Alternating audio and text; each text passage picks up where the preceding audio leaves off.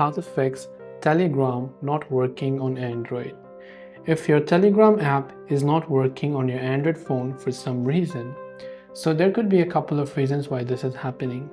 The first is to ensure that your Wi-Fi or your mobile network is working just fine. If that's not the case, we have to do a couple of other things.